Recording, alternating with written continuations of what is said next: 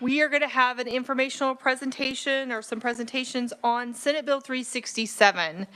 Senate Bill 367 is a common term that you will hear in the child welfare world, and it usually is not positive.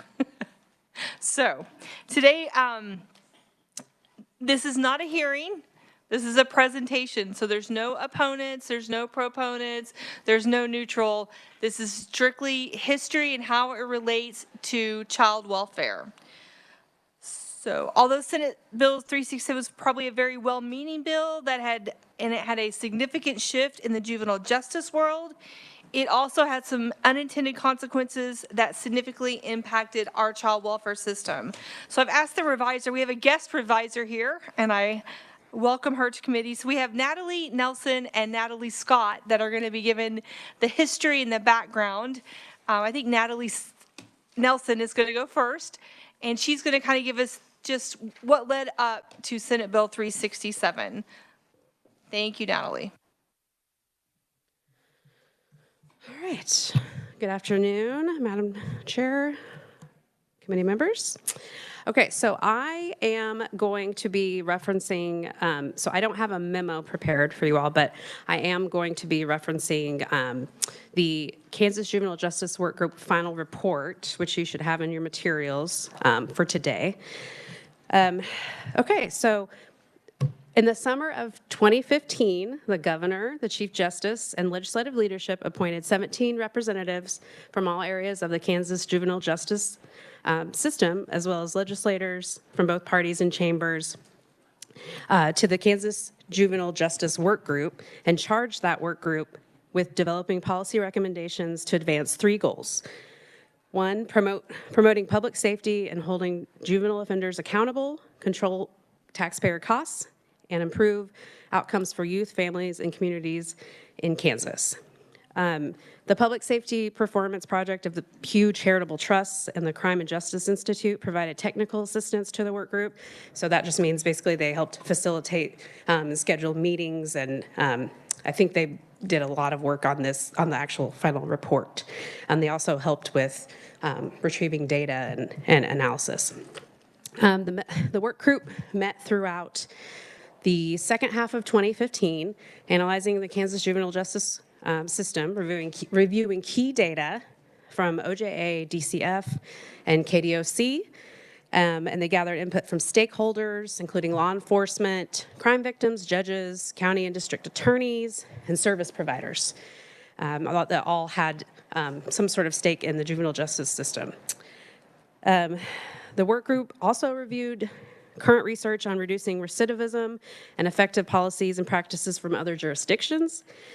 And then that led up to November. In November of 2015, the work group issued its final report, which included key findings and 40 policy recommendations, which would become the basis for SB 367 as introduced.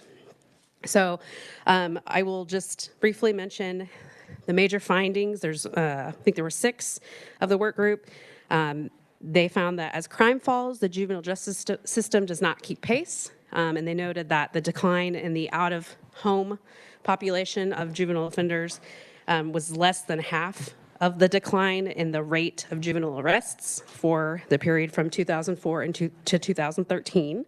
So instead of mirroring the sort of reduction in crime that they were seeing across the juvenile population in many states, Kansas's juvenile system basically saw that there were youth cycling through more out-of-home placements, and they're staying in out-of-home placement longer than they did a decade before. They found that lower-level offenders make up most of the juvenile justice system, and so the vast majority of youth that were placed in state-funded residential facilities and under the most intensive level of community supervision were not chronic offenders adjudicated for serious offenses. Rather, they were low-level offenses, and they noted that bed costs are high, said that more than 2/3 of KDOC's juvenile services budget is spent on out-of-home placements at a cost as much as $89,000 per year per youth. They noted that evidence-based services in the community were scarce. The courts lack sufficient evidence-based alternatives to residential placement. The services that are available in the community are the same as those available to any non-court involved youth in that community. They're generally not shown to reduce recidivism and are not monitored for quality by the juvenile justice system. Then we had the lack of standardization leading to disparate outcomes. Throughout the system, they noted that decisions about how to handle youth are made without statutory guidance or standardized assessment of a youth's risks or criminogenic needs, leading to geographically disparate use of out-of-home placement. And then finally, data collection is insufficient and inconsistent. A lack of comprehensive outcome data collection impedes the accountability necessary to incentivize better system performance. So those are the key findings there. Instead of reading all 40 policy recommendations, I thought I would focus on 6 that specifically reference the child welfare system. So the first one was they had a recommendation to prohibit the placement of children in need of care in detention, so in youth detention with no exceptions. Policy 12 was eliminate the use of case management and group home placement as a disposition option for juvenile offenders. In the event that a youth has been adjudicated for a sex crime in which the victim resides in the home and an adequate safety plan cannot be developed to keep the juvenile in the home, short-term alternative placement options such as emergency shelters, independent living programs, and therapeutic foster care could be ordered by the court. Policy 14 was ensure that youth receive protections from the child welfare system when there are concurrent juvenile offender and sync cases by either redirecting a case to DCF or running a sync case concurrently to the juvenile offender case where abuse and neglect is established. In those concurrent cases, DCF staff will be obligated to address issues of abuse and neglect by parents and prepare parents for the child's return home in the case of DCF removal, while court services, community corrections, and KDOC will be obligated to address the criminogenic risk and needs of the youth. Policy 21 was eliminate the ability of the court to order court services supervision of children in need of care and children in need of care for no abuse or neglect, so SYNC NAN, where the youth is simultaneously in DCF custody and has no corresponding juvenile offender case. Policy 25 was, it recommended establishing a statewide entity similar to the Kansas Juvenile Justice Work Group, which is tasked with oversight of the adopted reforms, and that was done in the Juvenile Justice Oversight Committee. The work group recommends that the oversight entity work with DCF to examine and address the removal of SYNC, no abuse, neglect youth from the home who are removed primarily for truancy, running away, or other child behavior problems when there's no court finding of parental abuse or neglect. And then finally, policy 37, there should be an increased information sharing across all parts of the juvenile justice system, especially when a youth is transferred from one type of supervision to another. In areas where there should be increased data collection include individual level data regarding youth filings for both juvenile offenders and SYNC non-abuse neglect youth, along with associated costs of those placements, those SYNC non-abuse neglect placements. So I think I will stop there because I think if I go any further, we're going to get into the bill territory, and that's the other Natalie. So I'll take any questions if you have any. We're going to hold questions, so write them down, and then we'll come to them at the end. I want to get everybody in. So welcome to our committee, Natalie Scott, Office of the Revisers, Statutes. And did you write this bill? I don't know how long you've been here. Thank you, Madam Chair. I did write this bill. I had a lot less gray hair and was a little bit younger back then, but I did write it. Madam Chair, I'm going to go over kind of the highlights of Senate Bill 367, particularly as they probably would have impacted crossover youth, and then some of the other legislation that's happened since then that would have that same kind of impact. Essentially, some of the, I think the highlights of Senate Bill 367 were that juveniles had to be delivered back to their parents or their guardians unless there was a reason to believe it wasn't in the best interest of the child or it would pose a risk to public safety or property. So the use of detention was limited. So when a juvenile would show up to juvenile intake and assessment, they would be administered a juvenile detention risk assessment to determine whether they would be eligible for detention. And then they could be held in detention if they assessed as detention eligible or if there were reasons to override that detention risk assessment. And then over the course of in a juvenile offender's case, there's a cumulative cap of 45 days on detention. Juveniles were also given the right to participate in immediate intervention for certain crimes. That's a program that's kind of like diversion on the adult side. So they are required to be offered participation in immediate intervention in certain circumstances. The bill also put in probation length limits and overall case length limits for juvenile offender cases. You heard Natalie talk about some of the findings that those cases would go on in perpetuity. So this would put those overall case length limits in place. The supervision levels for juvenile offenders had to be based on a risk and needs assessment that was standardized across the state. And then there were sentence maximums put in place and required risk and needs scores for placement in the juvenile correctional facility. The juvenile correctional facility is kind of like what we would think of as a prison in the adult world. There's one of them. It's a central. It's here in Topeka. It was kind of intended that only the highest level offenders would be placed there, so only certain offenses, and then they had to have a certain risk and needs assessment score to be placed there. This is probably the big one for your committee. Starting in 2018, the Department of Corrections was only allowed to contract for no more than 50 non-foster care beds in youth residential facilities. That's the subject of House Bill 2329, which Jesse is going to give a brief on that, but that represents a significant reduction, I should say, in the use of out-of-home placements for juvenile offenders that aren't in JCF or detention. And then finally, the Juvenile Justice Oversight Committee was created to kind of monitor the implementation of some of these reforms, and the Juvenile Justice Improvement Fund was created, which was later changed to the Evidence-Based Program account. And that fund is funded through cost savings that come from the reduction in out-of-home placements that resulted in Senate Bill 367. So the following year in 2017, kind of a trailer bill, I would say, to 367 was passed. It was Senate Bill 42.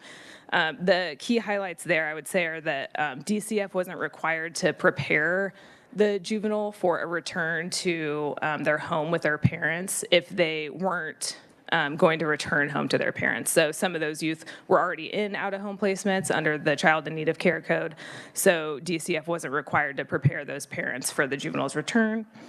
Supervision officers would be able to request a warrant for juveniles to abscond from probation, and the probation length limits were told during a time that a juvenile was absconding from their probation supervision. And then juveniles who are charged with sex offenses were not required to be offered participation in immediate intervention or diversion programs. In 2018, you guys passed Senate Bill 179. This created juvenile crisis intervention centers. These were intended to create centers for short-term observation, assessment, and treatment for juveniles who are experiencing a mental health crisis. That was later changed to behavioral health crisis. We'll talk about that in a minute. But essentially, the idea was when a juvenile was presented to juvenile intake and assessment on the juvenile offender side, but they did not score as detention eligible, then law enforcement, if they felt they couldn't return that juvenile back to their parents or their guardian, they would be able to take this juvenile to a juvenile crisis intervention center for observation and treatment for those mental health or now behavioral health needs. The evidence-based programs account money was that fund, the provisions of that fund were amended to allow the use of that money to be on these juveniles who were in juvenile crisis intervention centers. In 2023, you made a few significant changes in House Bill 2021. DCF was required to conduct a risk and needs assessment on children in need of care who were exhibiting potential juvenile offender behavior. And then those kids who were identified as part of that risk and needs assessment would be able to participate in the evidence-based programming that's offered by the Department of Corrections.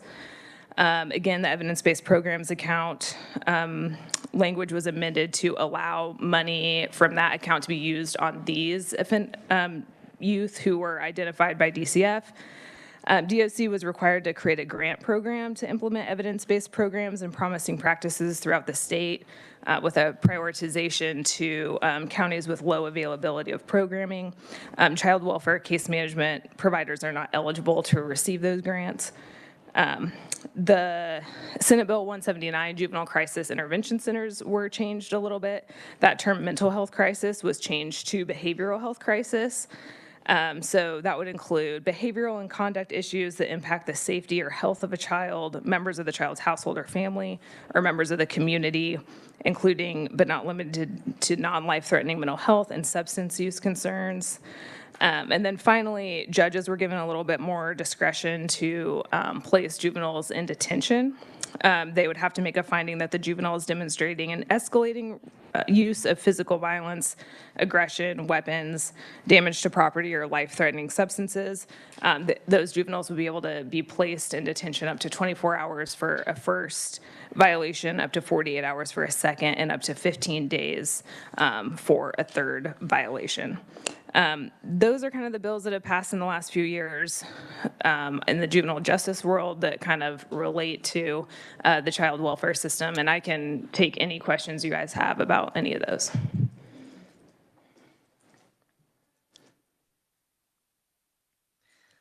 Okay, is there any specific questions to the bill? So we're not debating the bill, we're just like, is there any questions about what the information she's given us? Okay, Representative Humphreys? So how much money is in that fund now? Do you know? Madam Chair, I think probably research, one of the fiscals in research would probably be able to get the balance of that for you.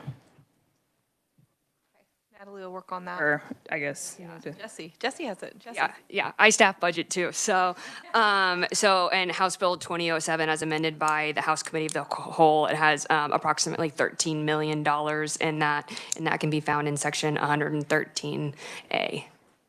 Right, thank you. Thank you. Representative Page? Thank you, Madam Chair. You said you wrote this? Is your, Okay, yeah, it's on. I'm sorry. I need Okay, to sorry. put it a little closer. Yeah, thank you. You said you wrote the bill?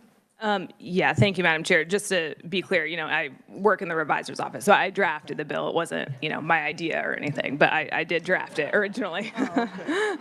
Okay, I just wanted to make sure I understood. Yeah. So were you able to go, maybe on your own or some of the other people, go back and look and see what worked, what didn't work, and how you could tweak it and make it better?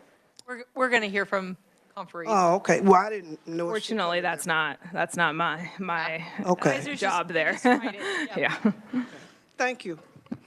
Okay, thank you so much, Natalie. I'm sorry, Representative Carr.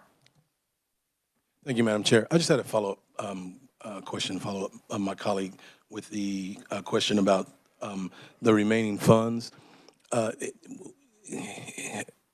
Has that been the continual amount, or did we draw from any of those funds and send them elsewhere? Madam Chair, Representative Carr, the way that fund works is that they took a baseline in 2015 of how much money was being spent on out-of-home placements for juvenile offenders. And then they transferred that much money to the evidence-based programs account for use for community-based evidence-based programming for those juvenile offenders. Some of that money has been spent. The Juvenile Justice Oversight Committee is responsible for kind of making recommendations to the Department of Corrections about programming opportunities. So that money is used to offer community-based programming throughout the state. And there have been some other instances where money has been taken from that fund, but generally that's what that fund is used for. Okay, follow up? Just clarification, if I could. So the only funds that have been removed from that particular bucket of money have gone to evidence-based programming. Is that? Madam Chair, I wouldn't want to say that because there have been some, at least certainly some bills in the past that have proposed to take money from that fund and use it for something else. And I don't staff budget, so I'm not sure exactly if that happened or not. So I wouldn't want to say that. But in terms of how the fund operates on a day-to-day basis, that's how it works. We could have someone look into different times that money was taken from that fund during the budget process if you want. Not the point of this hearing today, it's a presentation today. So it's more child welfare based. Madam Chair, just to comment on that, serving on the Appropriations Committee, the recommendation that came out of Public Safety and Transportation budget was to lapse 10 million out of this fund just back to SGF. So there has been money that was designated for evidence-based programs that has been swept back, just FYI.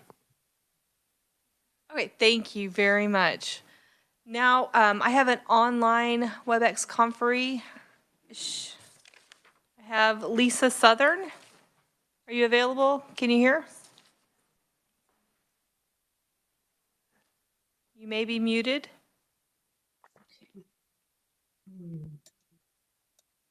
There you are. I see you. Yes. I can hear Can you you. Yay. You can hear me?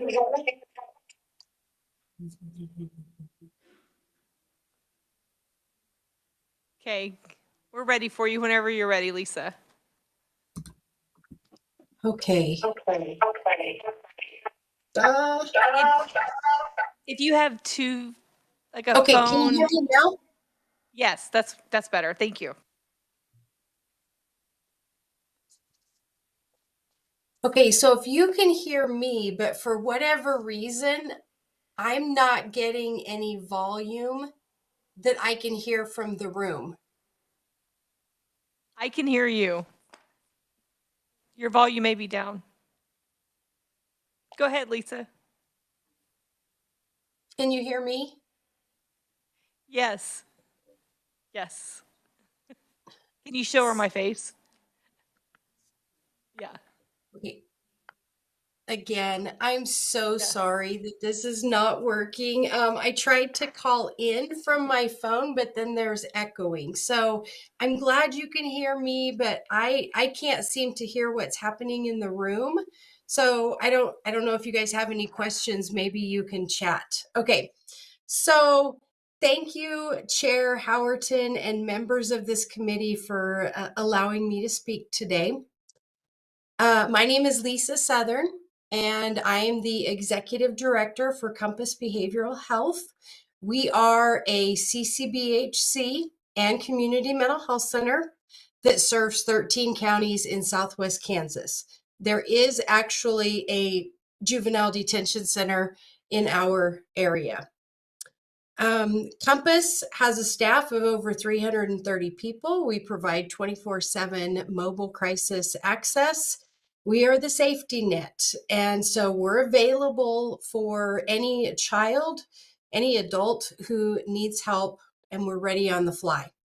So I appreciate the opportunity to give some testimony today on SB 367 and the potential here for maybe some changes to be explored to better help children and families and our community. So I did already submit written testimony, but basically I want to be very clear that I don't think placing kids in a detention center is always the best. So I'm not advocating for that necessarily. What we're seeing is that we do need to still have this as an opportunity with some children who there's no other place for them to be and for them to be safe.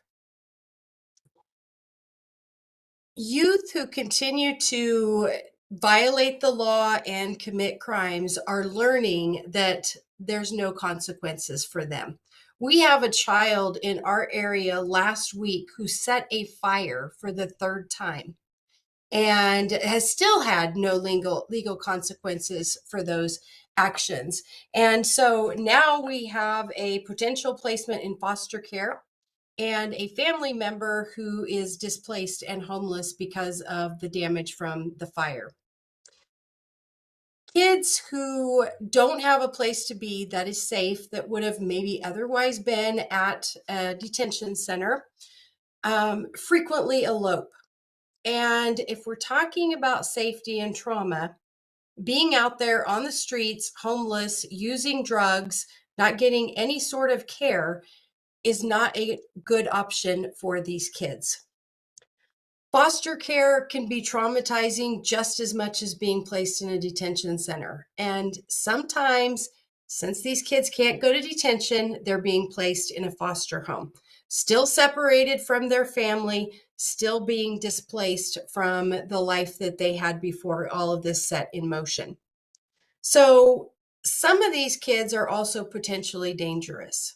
And putting them in foster care is not always a good option for the family that might take them in or for other children that might be in that home. It is already very challenging to find families who are willing to do foster care. And if there's no differentiation, as there was many years ago, between SINC foster home families and juvenile justice foster home families, then there's also concern that we're losing some potential families as foster parents. And then when these kids elope from the foster home, of course, that's very stressful on them. Another impacted system is the PRTF system. Not all of these kids need to be in a PRTF, but because we're running out of options and they need some sort of structure and maybe extra care, they're being put on the very long PRTF waiting list. And then the likelihood of them being even admitted to a PRTF is not high because of their history and the concerns for criminal activity and or violence or aggression. I don't have solutions here. I do think there's a couple of points to be made.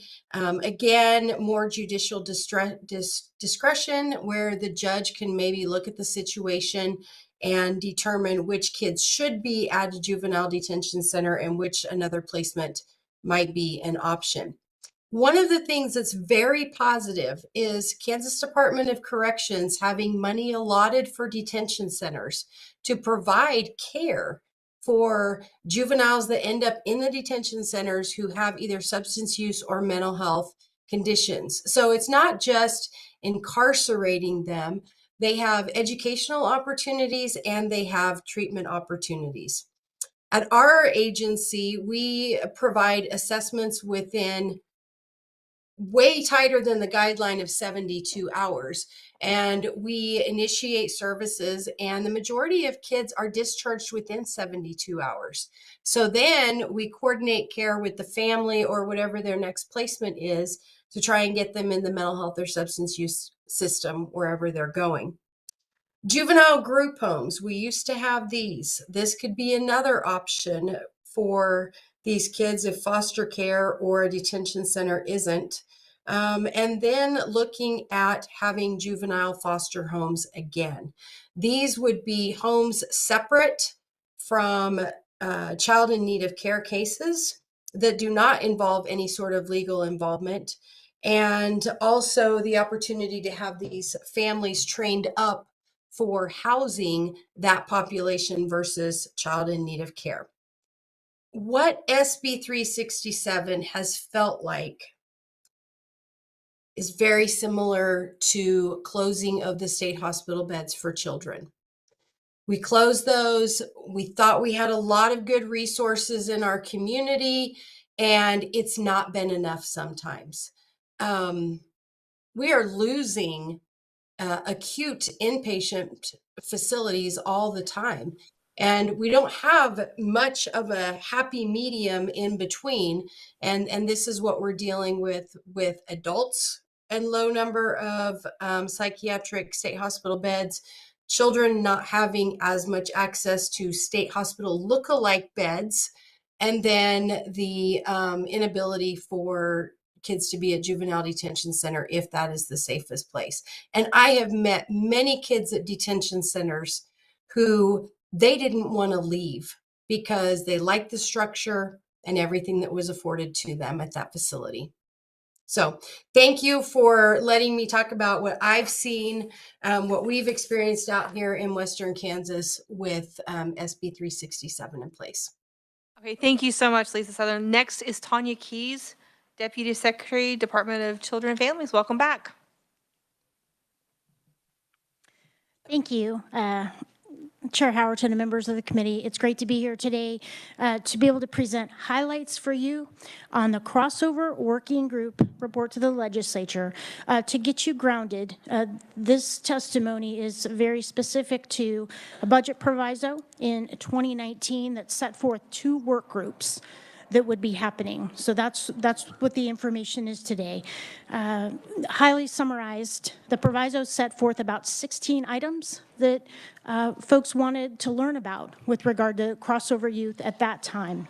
So Kansas Health Institute helped follow through with a case review of about 700 children who at that time were in foster care and met a number of attributes that they thought would be a great cohort to look at in order to take a deeper dive into those 16 attributes. I'm going to summarize some of those attributes for you very quickly and then talk about some of the information on an evolution of services that have occurred since 2019. So getting into some of the 16 attributes. These were findings, they weren't recommendations, also to clarify. So what was learned from that review of approximately 700 young persons who are crossover youth, again in the custody of the secretary in foster care, compared to at the time the population in juvenile justice, juvenile offenders, the crossover youth tended to be more females and also tended to be older, ages 16 and 17, compared to the broader juvenile offender population. Other attributes regarding some of the criminal classifications and behaviors for the crossover youth, 60% were misdemeanors, and also in the crossover group, they were more likely to be property crimes than person crimes when compared to the broader juvenile offender population. The work group did look at an array of services, and I'll talk about that in a second. Regarding placements, the crossover youth tended to be at a higher rate placed in group care. And we also know one of the challenges at that time identified in this 2019 report was the need for service and the acuity and behaviors was greater in this crossover population than in the general foster care population. The rate of moves while in foster care for this crossover population was 3 times higher than the rate of moves for the general foster care population, again, illustrating those higher needs. On the final page of, almost the final page, sorry, of the testimony, page 9, have a little bit of information on evolution. And both Natalie's mentioned a couple of these, but I'll highlight. So, for example, in 2019 to 2020, some of the pieces that we were able to learn from the findings of this final report have really helped inform or shape some services. So, for example, implementing statewide multisystemic therapy, augmenting the use of functional family treatment, qualified residential treatment programs. Also was mentioned House Bill 2021, which helped fill some gaps and make sure that children in the custody of both secretaries could access services and supports across those systems. So, for example, a referral form was created so that children who are in foster care in the custody of the Secretary of DCF would be able to access a local service through the local community supervision agency. Also, children's crisis respite. We have the family crisis hotline. So there have been a number of services and supports developed that were informed by the final report, and I'm happy to answer questions when needed. Thank you very much. Next up, okay. Is Judge Macias online yet? He would be a few minutes early. Okay. So I'm going to skip to Crystal Hedrick with Children's Alliance. Welcome back to committee. Thank you, Madam Chair, members of the committee. My name is Crystal Hedrick. I serve as the CEO with the Children's Alliance of Kansas. The Children's Alliance is an association of 18 private nonprofit agencies that serve many kids that have been impacted by this bill and support a workforce that has been deeply impacted by maybe some unintended consequences of this bill. So I appreciate your opportunity to be here today to share some information about that. The Revisor's Office has shared quite a bit of things that you can also see in my written testimony. So for time's sake, I'll skip through some of those things and just go directly to some of the limitations and unintended consequences that we've yet to address following the implementation of Senate Bill 367.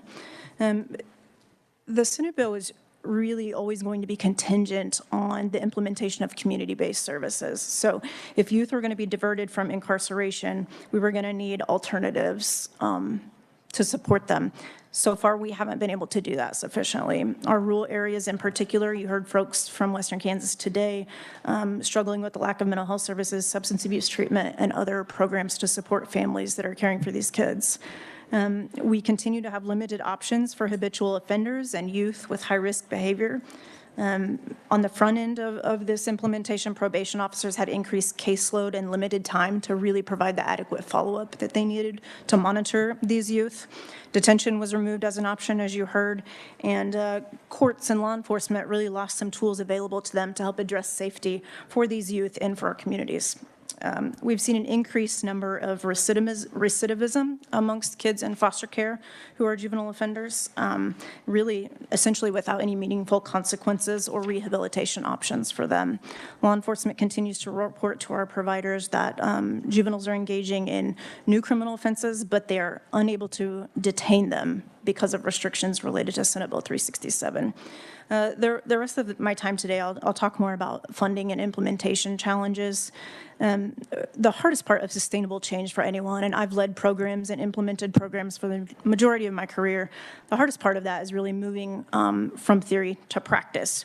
We have a lot of practical world application that we just can't anticipate all of the challenges that will come up. And in this situation, our challenges were somewhat predictable, but they're complex and they require ongoing efforts. So we continue to hear about the energy and dedication that came from lawmakers and many professionals that led up to 367.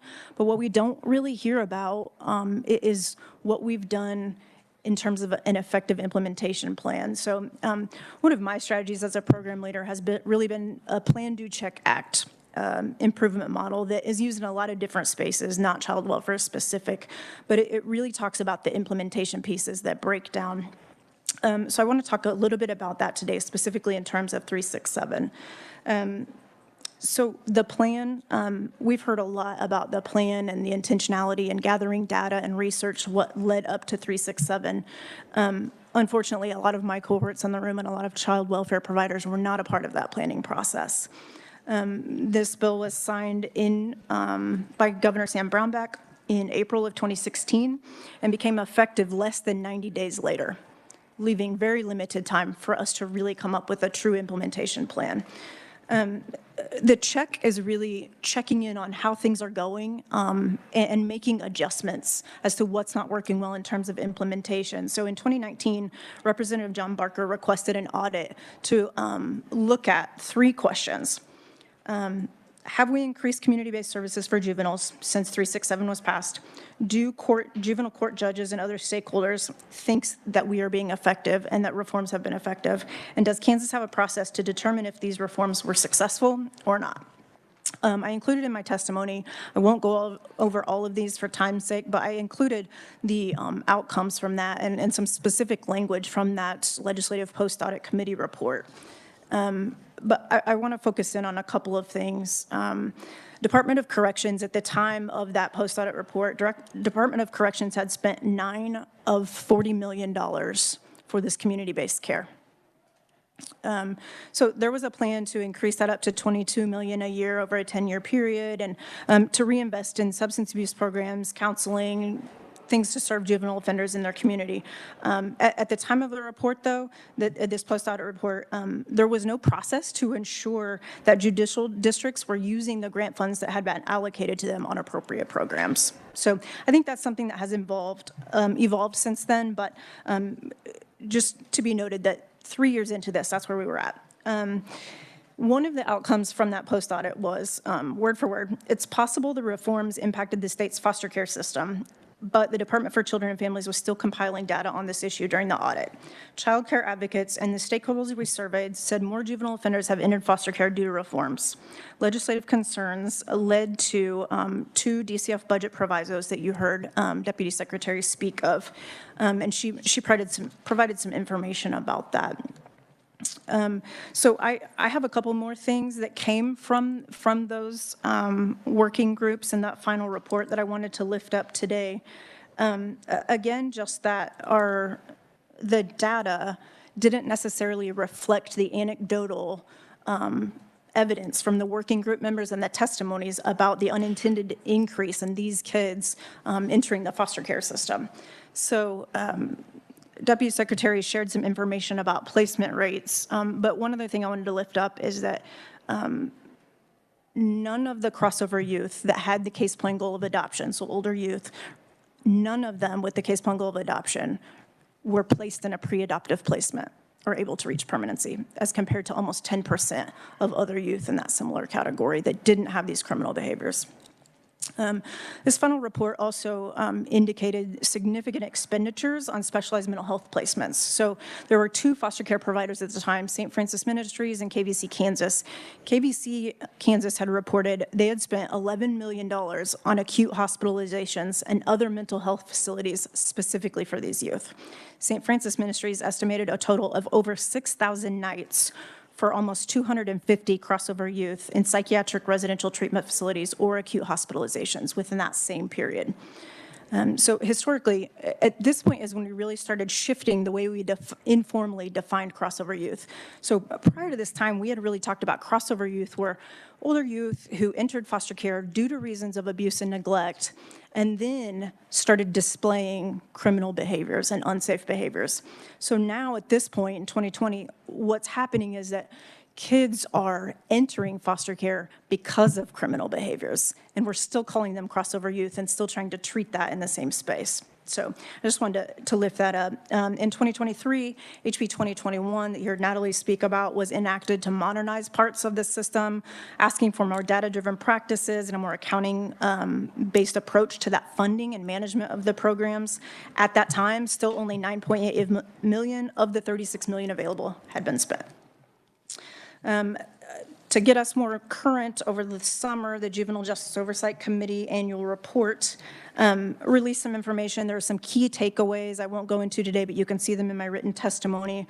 But I kind of want to summarize by just talking a little bit about our data and how we're looking at that, and maybe just making sure that we understand what this data tells us. And we hear in committee testimonies here and in juvenile justice and corrections that 367 works really well for 90% of our kids, but there is this 10% that really have changed the face of child welfare and foster care, not only for our kids and families and caregivers, but for our workforce.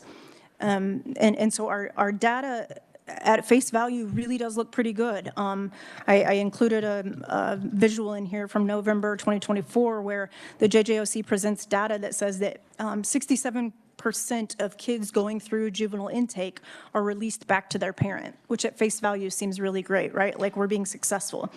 What we don't talk about, though, is that in that 67% is all of the kids that are going back to foster homes that they've assaulted, or caseworkers that have been assaulted.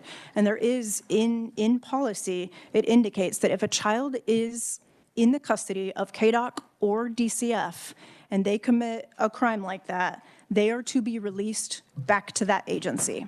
So regardless of the arrest, they are being released back to DCF, back to the 23-year-old social worker that they assaulted.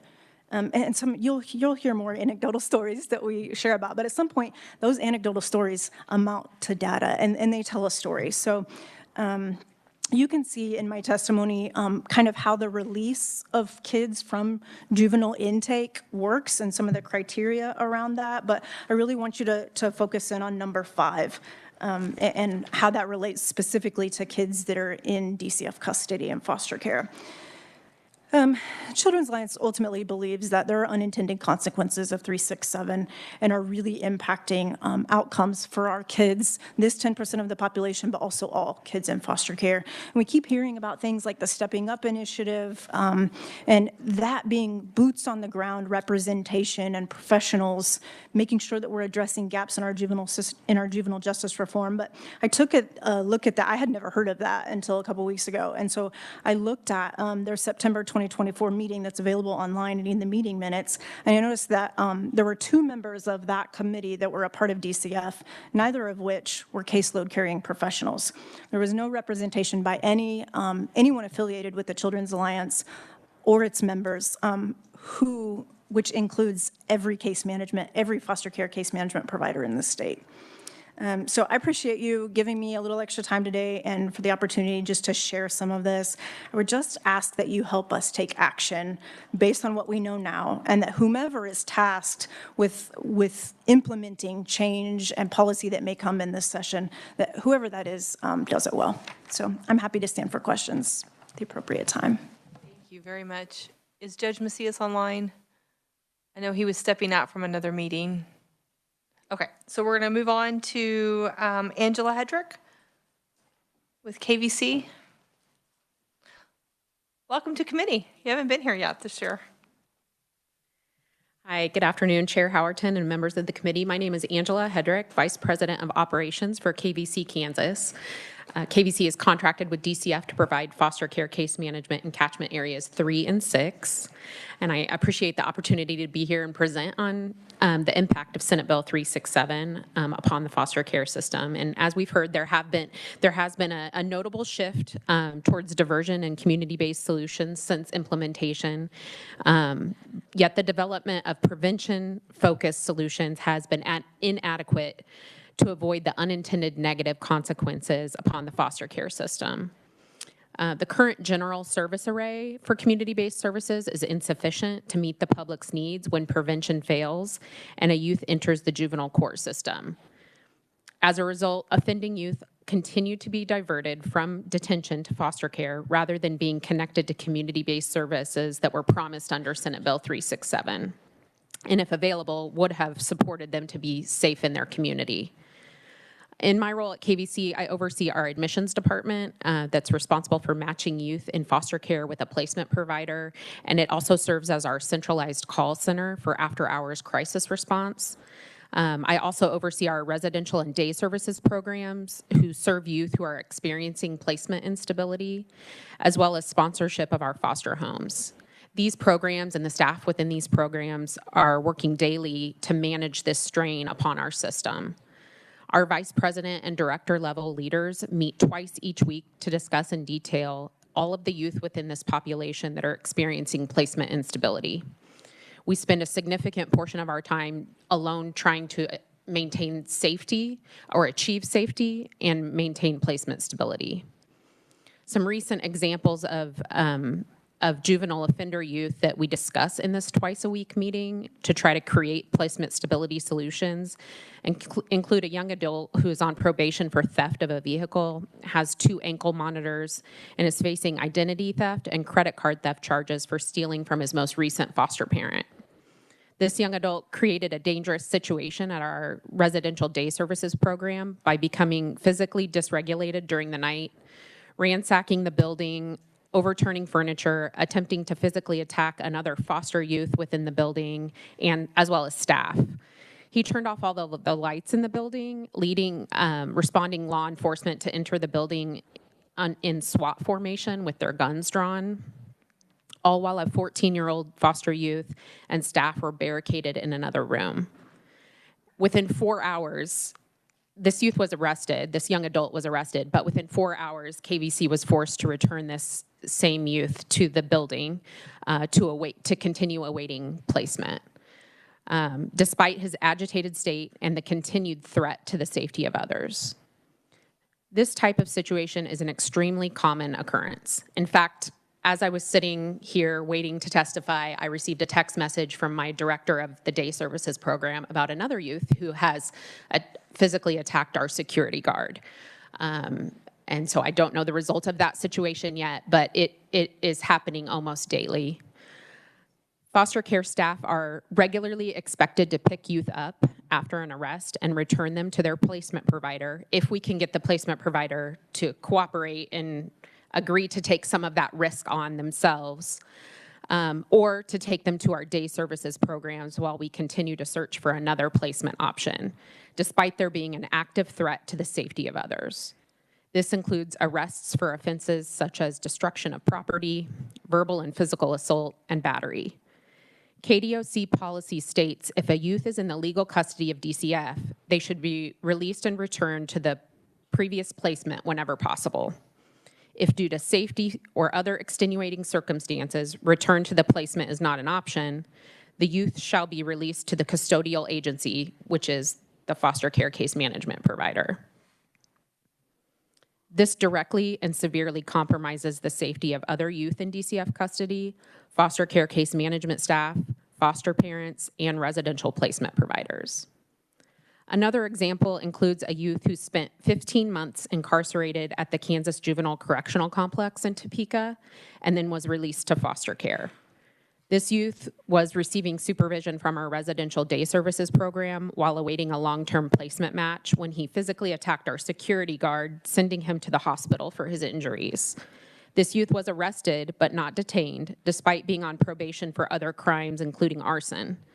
KVC was required to pick this youth up from JIAC within 4 hours and return him to the same building to continue awaiting placement. As in these situations, juvenile offenders placed in foster care due to their involvement with the justice system have created a significant safety challenge and instability for youth in foster care who have been exposed to abuse and neglect. Behaviors which often include violent physical outbursts, threats, they increase the risk of trauma for other children in the system and place foster parents under considerable strain. When arrested for these offenses, the foster care case management provider is expected to pick the youth up from JIAC within 4 hours, despite there being continued escalation and a serious threat to physical safety for other people and property. Foster care CMP's time and resources are being consumed by efforts related to safety and placement stability for this population, detracting from our ability to work towards a permanency plan. I would say 10 to 13% of the population that we're talking about is taking 90% of our time and resources. And that time and resources are being spent on safety and placement stability rather than permanency planning and a plan for the future. I'm hopeful that we can take opportunities to further improve our reform of the juvenile justice system by looking beyond the prior research and data analysis and consider the true realities of how Senate Bill 367 changes are playing out in the daily lives of families and staff working to support child welfare. Ensuring that law enforcement and court professionals have consistent expectations and measures for responding to serious offenses such as those involving firearms and repeat offenders would increase the safety for foster parents, residential providers, staff, but most importantly, the youth who are in foster care due to abuse and neglect. Ability to detain youth that pose an imminent threat to the safety of others despite being in DCF custody would increase the confidence of foster care staff and placement providers that they do not have to face these dangerous and traumatic criminal situations alone. Additionally, increases in placement options and programming for juvenile offenders in facilities that are designed specifically to address the needs of youth engaged in criminogenic behavior, including intense supervision, specialized education services, mental health care, and behavioral interventions, would allow Kansas to better serve juvenile offenders and ensure the safety and well-being of children in the system. Thank you for the time, and I'll stand for questions at the appropriate time. Okay, great. Judge Macias is online, so we'll switch over to him. Judge, are you there? I am here. Can you hear me? We can. Thank you so much for making time today. Oh, well, no, my pleasure. Thanks for having me. Apologize, been a busy week. I just add, before I get started, for the prior speaker, I just heard it. And again, that's the only speaker I heard. I will agree. We have the same type of issues where foster placements, kids that are juvenile offenders that we cannot by law keep detained for any other reason, they have to go back to the foster care. And unfortunately, they cause a lot of havoc. So what she said was, we experienced that in Sedgwick County. About myself, I am Judge Macias. I am the presiding judge of the 18th Judicial District Juvenile Division. That's a title I've only had since January. I've been in this court for the entirety of my judicial career, about 7 years. We in Sedgwick County have 4 full-time juvenile court judges, 4. All we hear is child need care cases and juvenile offender cases. And that's because of the large size of our county and the very diverse population we have. And let me just tell you this, first of all. My philosophy, and I would imagine that my colleagues pretty much share the same, is that we are here not to institute punishment. In fact, I always think that I try to encourage and inspire, but keep in mind a lot of things happen upstream before they get to us, and we do the best we can with otherwise when we have some unfortunate circumstances with these kids. Now, a lot of them are little things. I'm not talking about the misdemeanors. I'm not talking about the shoplifting, things like that some youth get in trouble. The concerns I have with, and I've only been a judge under Senate Bill 367, so I don't know what life was like before that. But here's some of the concerns that we have is nearly all offenses will result in some type of probation. Now, if you look at the statute, it's only if they have a felony level 1, 2, or 3, or a non-drug severity level 4, are we even looking at direct commitment, okay, to begin with. So even if it's a pretty serious felony, unless it gets that level, we can't have a direct commitment. Not that we always want a direct commitment. In fact, I'm going to talk in just a minute while we need something in between, but when our options are either probation or direct commitment, we don't really have a whole lot in between. We could have a high level, it could be a 1 or 2, say a sex offender. And again, not every case is the same. We have to judge them on the individual cases and the circumstances and such. But even in those cases, it could be a level 2, and it's either probation or a direct commit for, let's see, it would be 24 months minimum up to 22 and a half years. We don't have anything in between. We really could use something like that. When it comes to detention options, something similar about it. It's either probation or it's going to be in the KJCC. We don't really have any like the group homes that we used to have. Something we in Sedgwick County, again, we have detention, but then we also have what we call residential. And in residential, which is very limited, we only have room for about 12 kids. They still can go to school at the regular school. They're given rides. They can continue on. It's just they still need to be detained, but yet it's much more relaxed. I would think that if we had some group homes that we could utilize, I mean, I realize a lot of those things got shut down, but I think that would be a better alternative for what we see. I can't answer for the other counties in Kansas. Some of them don't have the same needs that we have here in Sedgwick County, but those are some things that I would hope that you look into. The other thing that I think is an issue, this whole carrying of firearms, and that may not be an issue in a lot of other parts of the state, but I tell you, it is here in Sedgwick County. And for a teenager with a gun, just getting caught with it, it's a Class A misdemeanor. It's a slap on the wrist. There's not anything we can do about that until there is a repeated offense or they finally shoot somebody.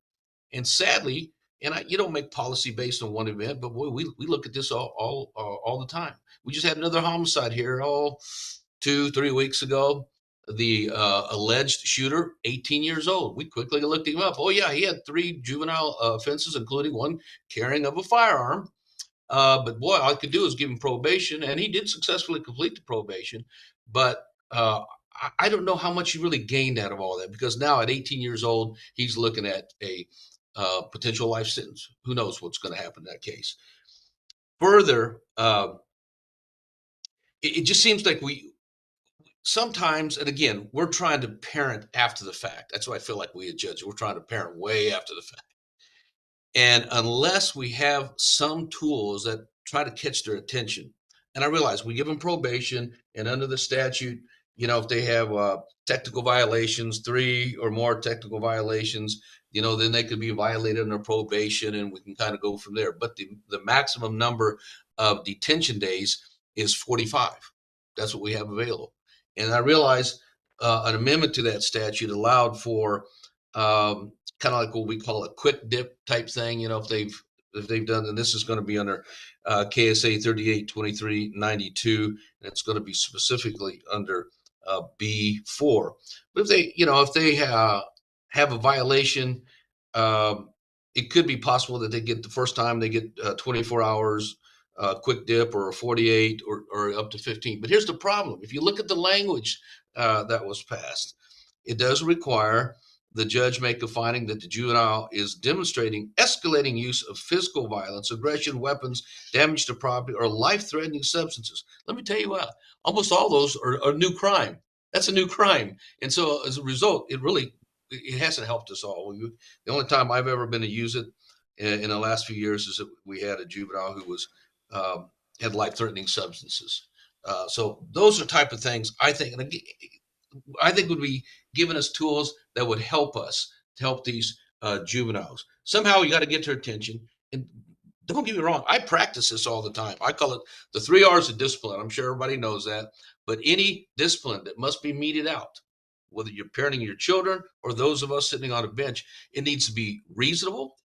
It must be related to whatever the offense was, and it must be respectfully given. If you violate any one of those, then you just turn these kids off, and they're not listening to you anyway. So I just think that we just need to have some of those tools. For example, I would think if we had, say, up to 90 days of potential sanction days. Right now it's 45. I know other people have argued against that. There's people who don't think we should detain anybody at all. But here's the deal. When they're committing some of these serious crimes, and if we fail to address them when they're lighter, it almost always seems to get worse if we have a continuing behavior. Give us some of those tools. We judge these all individually. And besides, if we do have one of those violent offenders 1 or violent offenders 2, it's a 1, 2, or 3 felony. In most cases, those kids are mapped. It's a motion for adult prosecution. So it moves right out the door and it goes to the adult court. Give us some other opportunities where we can still keep them in juvenile. I mean, we don't have to do that, of course, but most of the time, those type of high-level crimes really merit and even warrant an adult prosecution. So those are just some, I can go on, and I realize you got other speakers. I don't want to take, all your time, but I think we're all in this together. We're trying to one is to protect the community. I got that. Particularly when I have juveniles killing other juveniles, there's 4 of us, and we'll find out one, anytime we find that there's been another shooting, we'll find out one of my kids has shot one of the other judge's kids or something like that. And it's just a horrible position and feeling to be in. Give us some tools that may be able to help. I can only hope, direct them, send them in the right direction, and avoid adult prison if all possible. Now, maybe some of them, it just may not make a difference, but we're trying here. That's because every one of us that serves in the juvenile courthouse at Sedgwick County is because we do care about what happens in the youth. And the last thing we want to do is really detain anyone. That is the last thing. That's the last. I even have you have to come and visit. In fact, I'd invite everybody, come down and visit and sit through some of these, And I'll show you what I have on my desk just to remind me that you always have to, what's the phrase? You have to always temper justice with mercy. And that's what we try to do for these juveniles. So you guys are the policymakers. I'll allow you to do that. I'm just telling you some things that would help us, I think, even help those in the community. Thank you so much, Judge. I'm going to ask for questions specifically for Judge. We do still have one more person testifying, but I know he needs to leave. Is there any specific questions for Judge Macias? Representative Barth? Thank you, Madam Chair, and thank you, Judge. I Sure. guess I don't know if this is going to be, I know we're just doing it informational only, and I don't know what we're doing, if it's going to be able to fix this, but I did have a question specifically around, you mentioned that 18-year-old that had been carrying a gun and had 3 misdemeanors. You know, what were those situations like leading up to that? Because, you know, if we're only at 3 misdemeanors and that's not solving the problem. Mm-hmm. Well, I didn't, it wasn't my youth, so I went back and looked it up. One was, you know, just it was like a theft or something like that. I don't remember the one in between, but the last one was carrying a firearm, and that was just a couple of years ago. So he must have been either 16 or 17 at the time. And then unfortunately, just, you know, I don't know if it was a rival gang or what was going on. The allegations is that they knew each other. The unfortunate thing is that we didn't have enough time or tools, and maybe they wouldn't have worked anyway, but you like to feel like you've tried that. Well, think of it this way.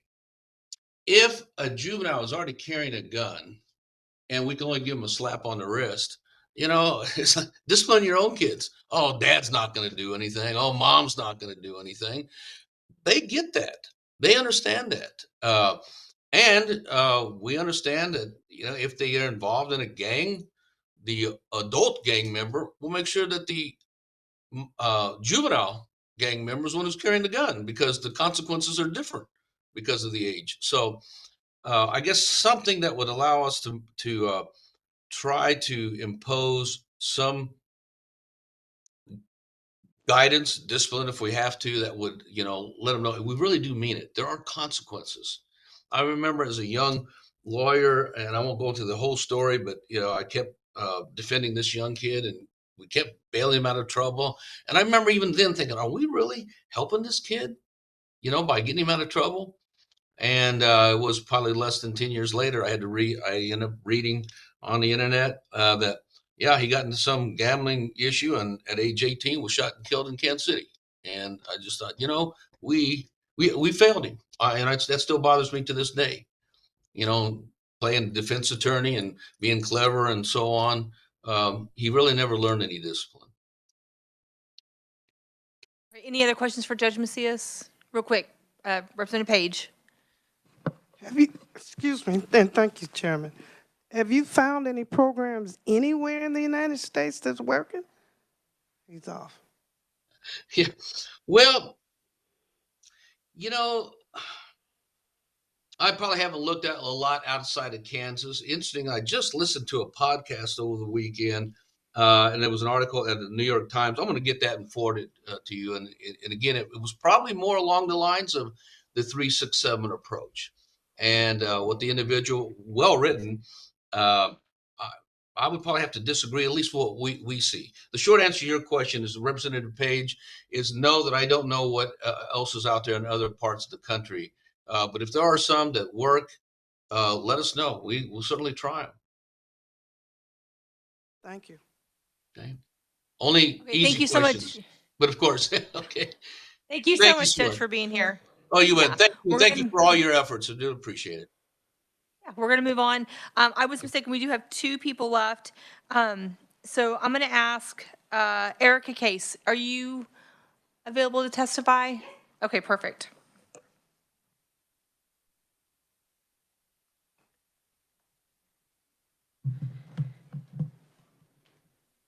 Welcome to committee. I forgot to say that. Thank you. Chair Houchin, Vice Chair Johnson, Ranking Member Owsley, and members of the committee. My name is Erica Case. I am the lead attorney for Ember Hope Connections based in Sedgwick County. So I regularly work with the Judge Macias. I actually work in his courtroom quite often. So recently, recently, you were presented with the Casey Anthony Foundation, and one of the questions that stuck with me that I thought the most before presenting today was, are the right kids in the right beds? And for me, the answer is no. And do these kids have access and availability to the necessary services? I think right now in our jurisdiction, the answer is no. Natalie spoke a little bit about the Pew Charitable Trust. So I think it's important to go back to that time of 2015 when we were originally thinking about Senate Bill 367 and this massive juvenile justice reform. The data that they looked at showed that we had secured detention and then we had non-secure detention. When they looked at our detention over here on the secure detention, they noticed that we had an over-incarcerated population for low-risk offenders. Over here in group homes in the non-secure detention area, they noticed that there was a quality issue. Okay, what does that mean? That means that they were engaging in services in some sort of group home, okay, and they were successfully leaving the programs, but the recidivism rate was very high. They were coming back into detention within 6 months. So what that showed is that Kansas had a quality of service issue, okay? So 367 is passed. We've cut down the detention ability of the court, right? The court can no longer put all of these juveniles into detention. And then we've taken away our non-group home options, right? We chose not to fund the quality of that services. We chose simply to cut that. So I thought about that, this concept of clean the house, right? We've cleaned the house. Ember Hope has been in a unique position. We just took over this contract on July 1. And so being a new contractor in Sedgwick County, we had to reconnect with our community. I had to work with external stakeholders to say, hey, let's bridge these gaps. We need to put new MOUs in place. I needed to see what services we had. Specifically with the crossover youth population. I want to highlight a couple of things that Ember Hope Connections has done, but I want to walk you through what we did. I connected with our JIAC partner. I connected with our juvenile detention facility. I connected with juvenile residential facilities. I connected with mentoring programs that we had. I worked and developed on creating these new MOUs. But I noticed that the footprint from 9 years ago has not changed. It was the same providers, not new substance abuse providers, no new mental health providers, no new cognitive health, no new cognitive behavioral health treatment centers, maybe a couple of extra mentoring programs. Prime Fit is something that's in Sedgwick County that has been successful, and there is the expansion of MST, FCT, FFT, and FCT. I know that is a lot of acronyms to throw at you, but basically those are services that are provided in home. So they're family first prevention services that bring the services to the child in their home. So those services have shown to be evidence-based. Specifically with our crossover youth population, I just want to highlight what Ember Hope has done. So we've noticed this trend. We have this crossover youth population. They're adjudicated on both sides. Our case managers are carrying a 1 to 8 caseload. The idea is that they're experts in understanding the juvenile justice side and they understand the child in need of care side. We partnered with Georgetown University to make sure that we had a system set up for our case managers to really be available 24/7 to help stabilize placement. Because going back to 2015 and looking at data, it was very apparent that Kansas was aware of the fact that we had a quality of service, lack of resources issue, and that we also were struggling with placement stability. So I think that there's an opportunity here for this committee to really reinvest into community-based solutions. Setting up a new contract, I really wanted to see the lay of the land differently. We've got some new things working. JJOC is offering grant opportunities within our community, but I haven't seen anybody able to get a hold of those grant funds and actually implement some of the rehabilitative resources that are actually needed. Another program is Stepping Up for Youth. I believe you'll hear about them eventually, but Stepping Up for Youth is available. Something that they're working on is mapping resources. Let's look at the map of Kansas and really see where all of our substance abuse treatment facilities for juveniles are at, where our mental health facilities are at, looking across programs, right? So in Sedgwick County, we have a very limited amount. A lot of our resources are taken by some of the rural areas, so that's a major problem. So that's something that funding the disparity there, that might actually be a solution.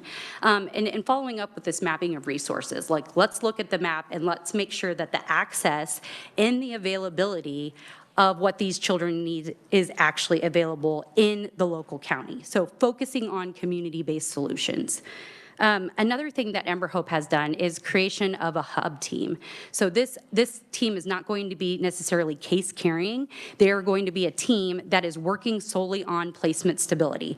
They're going to engage in the placement stability team decision making. So team decision making is where we bring all of our partners together, including the foster care home, including the kinship placement, and we say, what do you need in order to save this placement? So this team is going to be completely dedicated to finding out what the barriers are to placement. And I think that will drastically impact kids' ability to follow through with the pretrial service obligations, follow through with the probation conditions. So once a juvenile is adjudicated, Judge Macias alluded to the fact that most of them are placed on probation.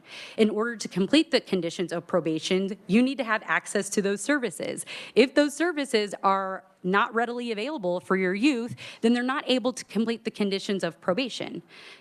Couple that with having a placement instability issue, no wonder we see this cycle where kids are just coming back at an unsuccessful rate.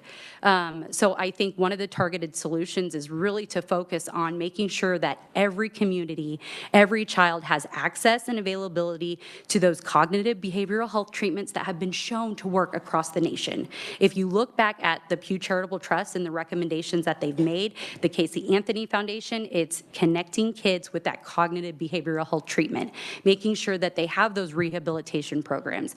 And in Sedgwick County, being the new contractor, reconnecting with our community, there are a lot of gaps that we need to fill specifically in our community. That's all I have. I will be available for questions. Thank you. Okay, and last is Gina Meyer-Hummel. Welcome to committee. She is the executive director of the O'Connell Children's Shelter. Thank you, Chair Howerton. Hello, committee members. I could sit up here and talk about all kinds of things everybody's already said to you. I want to tell you a couple different things. First of all, just as a frame of reference, I have been a social worker practicing in the state of Kansas for 33 years, both in the public child welfare system and in the private child welfare system. I say that only because I've been here through numerous changes we've made, including the privatization of child welfare system back in the beginning of time. Tells you I was only 12 then, just in case it matters. Anyways, O'Connell Children's Shelter is a nonprofit here in town, and I'm the executive director of that agency. And we are fortunate enough that Mrs. O'Connell donated her land to us almost 50 years ago for the express purpose of actually what we're here to talk about today, which was making sure that young people who were in trouble didn't end up incarcerated, and that they had a safe place to stay. And we've been doing that work ever since then. So we're almost to our 50th year and still serving kids who are finding themselves tangled up in the juvenile justice system and the foster care system. We do that in a couple different ways. So we are super grateful for Senate Bill 367. It has done a lot of good things for young people. There were a lot of young people who were caught up in the system who didn't need to be caught up in the system.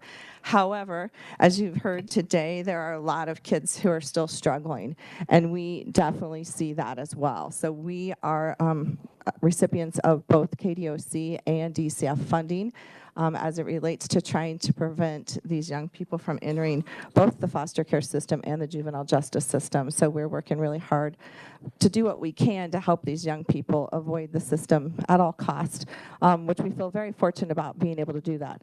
On the other hand, we do serve young people in the foster care system who find their way to residential programs. And that is the primary service Mrs. O'Connell created, and we provide emergency shelter services and have been doing that since the beginning of time.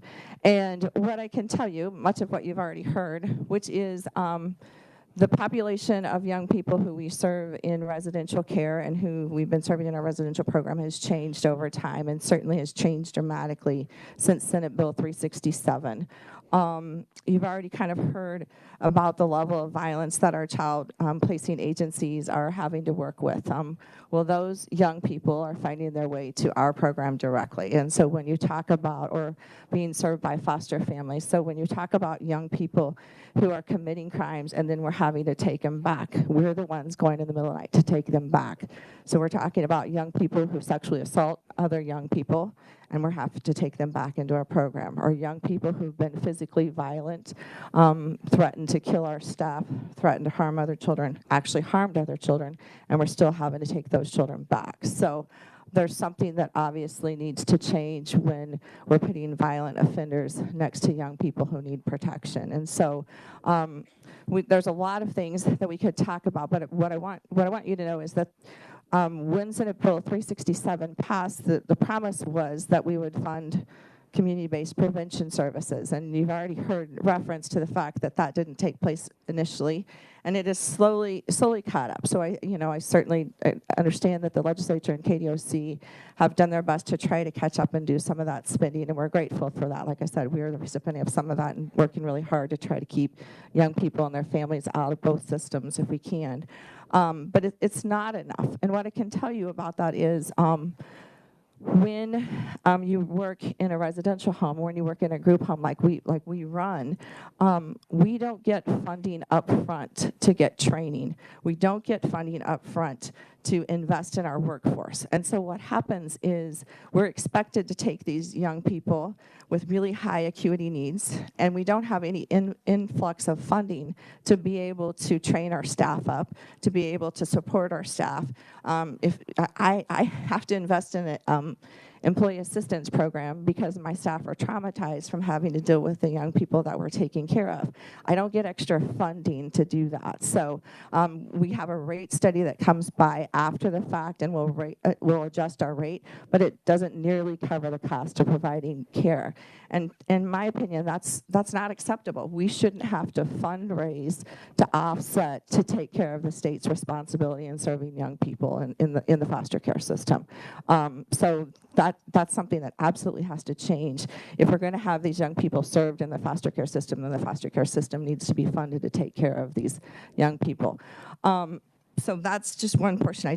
I think it's important that you understand that there are people, we're one of those agencies who desperately want to take care of young people and want to keep them out of the system, but we need the funding, and we need the funding now and not 10 years from now. So so you'll see that. I also want to, in my side, when I'm not running an agency, I am an adjunct professor, and I want to be clear about something. When we see young people's behavior, it indicates a need, right? So these young people who are committing crimes, who are doing something, they have an unmet need. And so as they escalate in behavior, they're telling us something about what they need. And we all need to be paying attention to that, because if we don't pay attention to that, they're going to escalate further. And I think that's what you would see if you studied any of these young people, because what they do is they escalate until they get somebody's attention, right?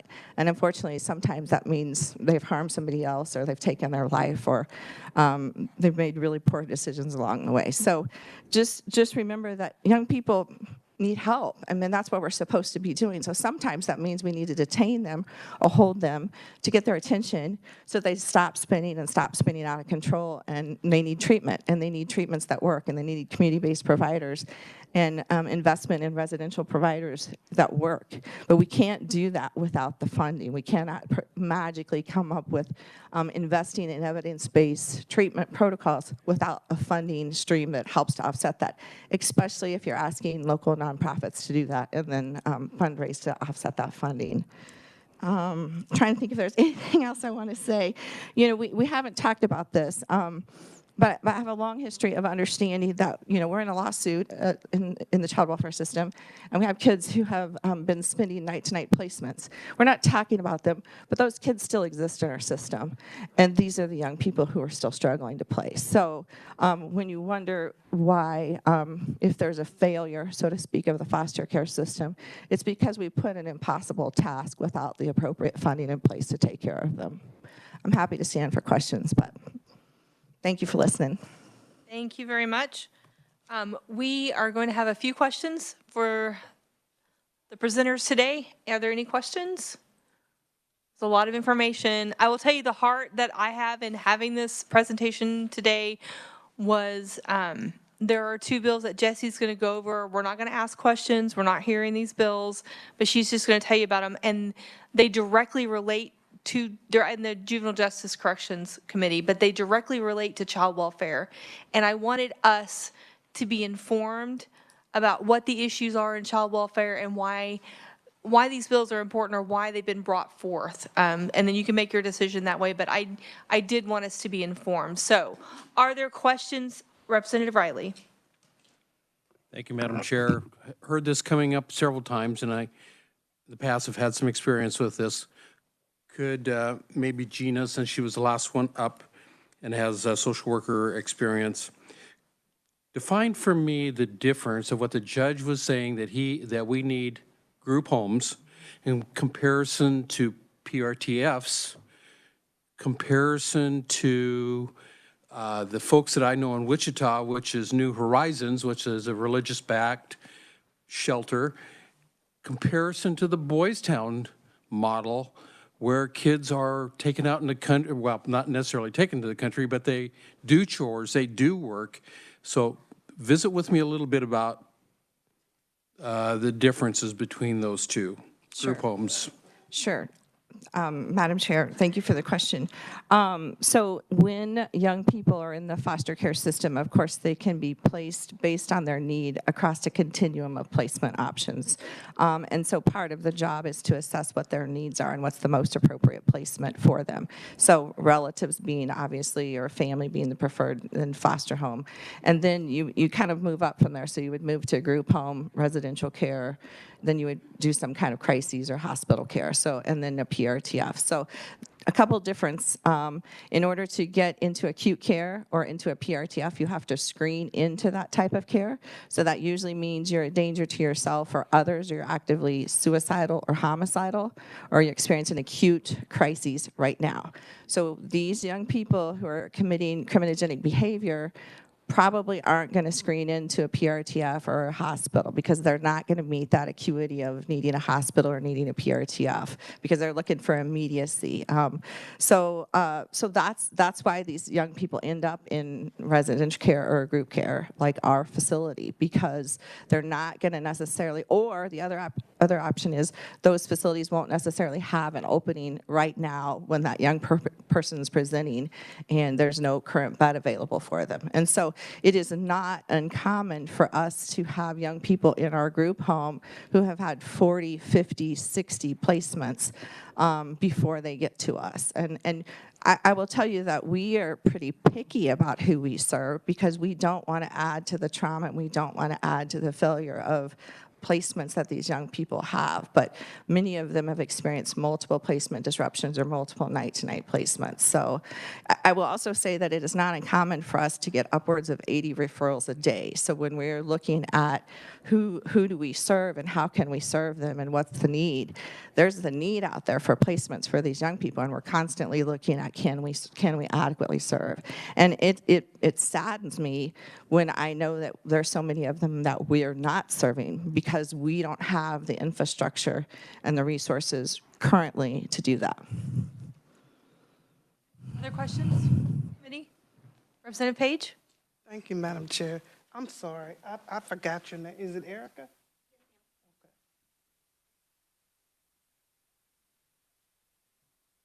I like what you said about the quality of service and the reconnecting with the community. How, overall, right now, what would you say about your program and how it's working? I think that in Sedgwick County, we have learned that we need more. We need evidence-based programs or just programs that are data and research driven. So I don't think we're doing well on bringing in and actually creating those services that we need to really work on rehabilitating these juveniles. I've worked with, I know I didn't go over my experience, but just real fast, I've been a practicing attorney for the last 14 years working with juvenile offenders. So I originally started out doing high-level felonies and was one of the first attorneys that was representing juveniles that were afforded the ability to have jury trials.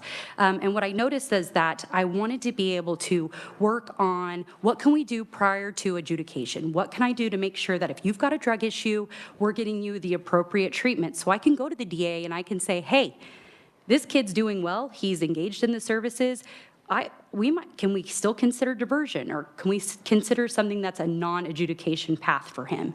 And so I'm perplexed by the fact that we do have a mechanism. Pathways to Success is putting out grants, but people are not grabbing those grants and they're not bringing in those services.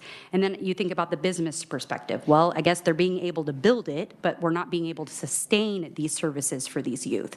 So that's what I was referencing to the footprint as far as Sedgwick County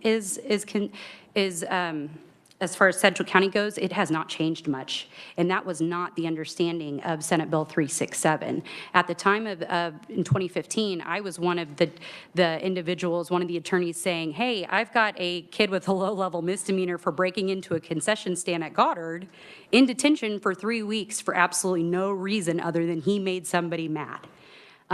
Because it literally was a concession stand. So that was very frustrating. But to see that 9 years later, I'm working with a team that I want to dedicate to be an expert in this area, to do that case management that I used to do as a practicing attorney, to see, wow, I'm still competing for the exact same resources. And that is not what we signed up for in 2015.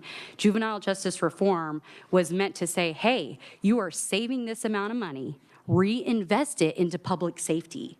Work on rehabilitating. Your focus is reducing recidivism. We are not reducing recidivism because we don't have the appropriate cognitive behavioral health treatment centers across and available to all youth. So those programs I alluded to, the FCT, MST, the multi-systemic treatment programs, they only have so many referrals. Family First Prevention Services are phenomenal. They are evidence-based, but there are only so many youth that they can serve at a time. So it depends on what area you're in. But as far as Sedgwick County, the footprint has not changed. I did want to highlight one thing that has changed that has been a success in our community. We worked on House Bill 2021 and 2023. That focus was, hey, we need a continuity of care. The moment that a child enters into JIAC or JDF, they need to have a risk and needs assessment and then an individualized case plan, and then we'll work on services. So our JDF and KDOC just recently, over the last couple of weeks, we've got a provider. So now those youth that are in JDF will immediately receive a risk and needs assessment. They will receive an individualized case plan within 48 hours. They are going to receive some mental health services and substance abuse treatment services, and then our case managers, if they are in care, if they are duly adjudicated, will work with the same clinicians throughout, and that is a huge success. Because whether a child is at JCF, the Juvenile Correctional Facility, whether they're at JDF, whether they're at home with kinship, whether they're with their mom and dad, they should have an access to all of these services. So focusing on where our resources are at, what populations can be served, whether or not they are in the SYNC world or not in the SYNC world, there should be these resources available in a community. And that's really what the juvenile justice reform nationwide was focused on prevention. You know, we started the pipeline all the way to the adults and we backed it all the way to juveniles, and now we need to go even before that to make sure that all of our communities have the appropriate resources. You're welcome. Okay, and we are almost out of time, so I want Jessie to go over these bills really quick if she can, just to give you guys a heads up on these, and you can look into them and ask questions after committee. You can see me, see Jessie, Yes. Yep. Thank you, Madam Chair, and I've also provided briefs for you to review on your own time.